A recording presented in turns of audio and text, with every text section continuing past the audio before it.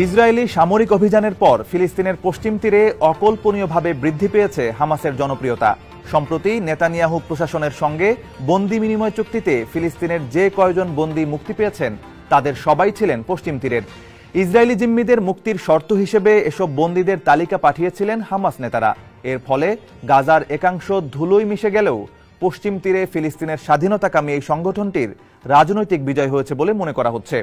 2006 সালে অনুষ্ঠিত এক নির্বাচনে জয়লাভ করে পশ্চিম তীরের শাসন ক্ষমতা লাভ করে মাহমুদ আব্বাসের দল আল ফাতাহ। কিন্তু সময় যত গড়িয়েছে ততই ফিলিস্তিনি জনগণের আস্থা হারিয়েছে দলটি। ইয়াসির আরাফাতের মৃত্যুর পর ক্ষয়িষ্ণু এই দলটির বর্তমান অবস্থা এমন যে আব্বাসের হাত ধরে একদিন ফিলিস্তিন রাষ্ট্র গঠিত হবে তা স্বপ্নেও ভাবছেন না পশ্চিম তীরের অধিবাসীরা। এমন পরিস্থিতিতে বন্দি বিনিময় নিয়ে হামাস বুদ্ধিদীপ্ত যে কৌশলে পরিস্থিতি সামাল দিয়ে চলেছে তাতে গাজা তো বটেই, পশ্চিম তীরে অতীতের যে কোনো সময়ের চেয়ে জনপ্রিয়তার শীর্ষে উঠে এসেছে সংগঠনটি। সাম্প্রতিক এক জরিপে দেখা গেছে ফিলিস্তিনে হামাসের চেয়েও তুমুল জনপ্রিয় কেবল একজন ব্যক্তি রয়েছেন, তিনি মারওয়ান বারঘুতি, যাকে বলা হচ্ছে ফিলিস্তিনি ম্যান্ডেলা। কে এই মারওয়ান বারঘুতি তাই জানবো আমরা আজকের অনুষ্ঠানে। সঙ্গে আছি আমি সাইফ বিন আইয়ুব।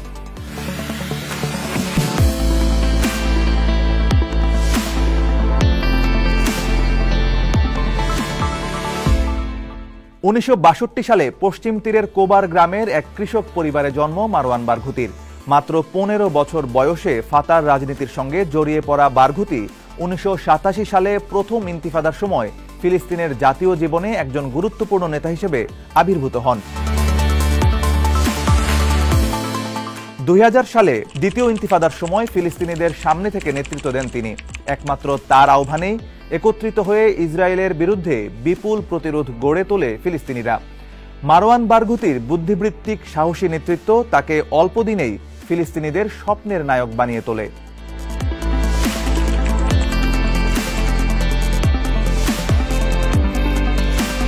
প্রথম ইন্তিফাদা বা গণ অভ্যুত্থানের সময় বারঘুতি ছিলেন বীর জেইদ বিশ্ববিদ্যালয়ের সাধারণ ছাত্রনেতা।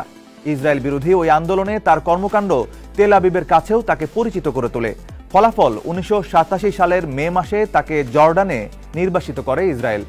দীর্ঘ 6 বছর পর 1993 সালে পশ্চিম তীরে ফিরে যাওয়ার অনুমতি দেওয়া হয় বারঘুতিকে। ফাতাহর রাজনীতিতে আরও নিবিড়ভাবে যুক্ত হন তিনি।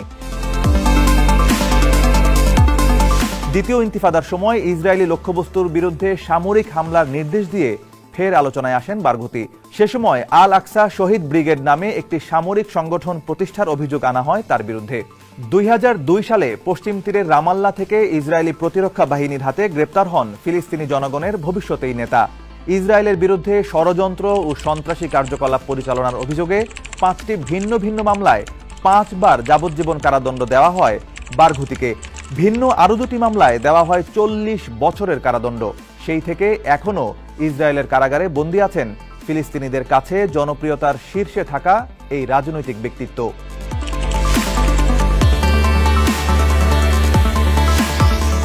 মজার বিষয় হচ্ছে মাহমুদ আব্বাসের ফাতাহ এবং ইসমাইল হানিয়ার হামাসের চেয়েও মারওয়ান বারঘুতিকে বেশি ভয় ইসরায়েলের। অবশ্য এর কারণও রয়েছে। 1976 সালে মাত্র 18 বছর বয়সে ফিলিস্তিনি জঙ্গি গ্রুপগুলোর সঙ্গে সম্পৃক্ততার অভিযোগে তাকে গ্রেপ্তার করে ইসরায়েল। কিন্তু শেষ পর্যন্ত প্রমাণের অভাবে তাকে ছেড়ে দিতে বাধ্য হয় তেল আবিব। তবে তানজিম নামে ফাতাহর যে সামরিক শাখা ছিল সেটির প্রধান থাকায় ইসরায়েলি গোয়েন্দা সংস্থা মোসাদের তীক্ষ্ণ নজরেই থাকেন বারঘুতি। ইসরায়েল ভেবেছিল মারওয়ান বারঘুতি নামের দুর্দমনীয় এই তরুণ তুর্কিকে বাগে রাখার একটি উপায় আছে, আর তা হলো তাকে জেলে বন্দি রাখা। কিন্তু ইসরায়েলি কর্তৃপক্ষ যা ভেবেছিল তা হালে পানি পায়নি একেবারেই। 2002 সালে কারাদণ্ড পাওয়ার পর বন্দীদের সঙ্গে নিয়েই আন্দোলনে সক্রিয় হন বারঘুতি। বহির্বিশ্বের সঙ্গে যোগাযোগের জন্য কারাগার থেকে বিভিন্ন নিবন্ধ প্রকাশ করতে থাকেন তিনি।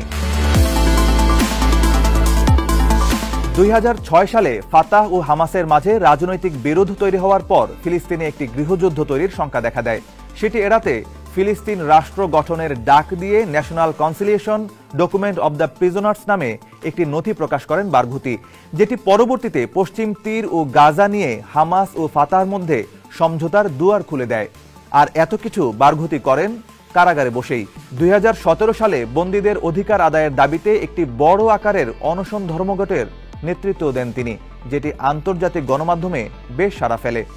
প্রায়ই বিভিন্ন পত্রপত্রিকায় মারওয়ান বারঘুতিকে ফিলিস্তিনের ম্যান্ডেলা হিসেবে বর্ণনা করা হয়।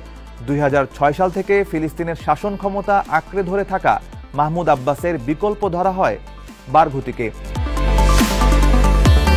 জনশ্রুতি আছে 2021 সালে ফিলিস্তিনে যে জাতীয় নির্বাচন অনুষ্ঠিত হওয়ার কথা ছিল সেটিতে মাহমুদ আব্বাসকে খুব সহজেই পরাজিত করে প্রেসিডেন্ট হতে পারতেন ফিলিস্তিনের এই ম্যান্ডেলা, কিন্তু শেষ মুহূর্তে ইসরায়েলের হস্তক্ষেপে নির্বাচন পণ্ড হয়ে যায়। রাজনৈতিক বিশ্লেষকরা বলছেন ভোটে জয়লাভ করলে বারঘুতিকে মুক্তি দিতে বাধ্য হতো ইসরায়েল, আর এই কারণেই নির্বাচন ভণ্ডুল করা হয়। যদিও বারঘুতিকে মুক্তি দেওয়ার ক্ষেত্রে হত্যার অজুহাত দেখিয়ে আসছে ইসরায়েলি প্রশাসন। সাবেক পররাষ্ট্রমন্ত্রী জিওন সিলভান শ্যালম তাই একবার বলেছিলেন বারঘুতি একজন ঠান্ডা মাথার খুনি, যাকে আদালত 5 বার যাবজ্জীবন কারাদণ্ডে দণ্ডিত করেছে। এমন একজন খুনি যার হাত ইহুদিদের রক্তে রঞ্জিত, তাকে মুক্ত করার প্রশ্নই আসে না।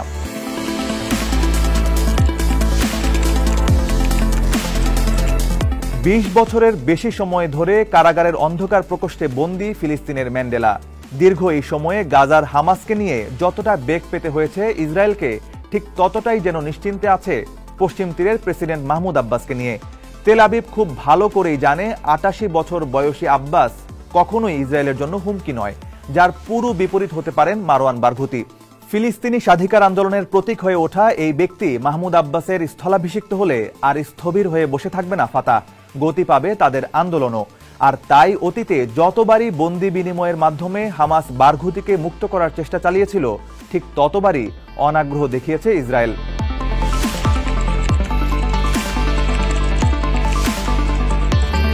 গাজার বর্তমান যুদ্ধ পরিস্থিতিতে সেখানকার রাজনৈতিক দলগুলোর জনপ্রিয়তা যাচাইয়ের জরিপ করেছে ফিলিস্তিনের সবচেয়ে গ্রহণযোগ্য গবেষণা সংস্থা পলিসি অ্যান্ড সার্ভে রিসার্চ।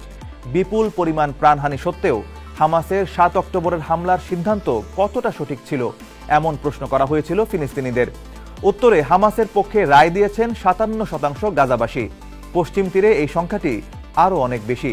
সেখানকার 82% মানুষ মনে করেন হামাস সঠিক কাজটি করেছে।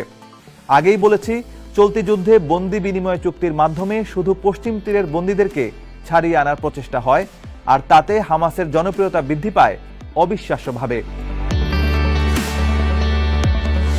জরিপে দেখা গেছে খোদ পশ্চিম তীরে 90% ফিলিস্তিনি প্রেসিডেন্ট মাহমুদ আব্বাসের পদত্যাগ চায়।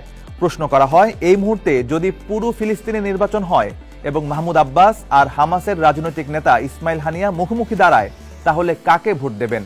উত্তরে পশ্চিম তীরের 82% এবং গাজার 71% মানুষ বলেছেন হানিয়াকে ভোট দেবেন তারা।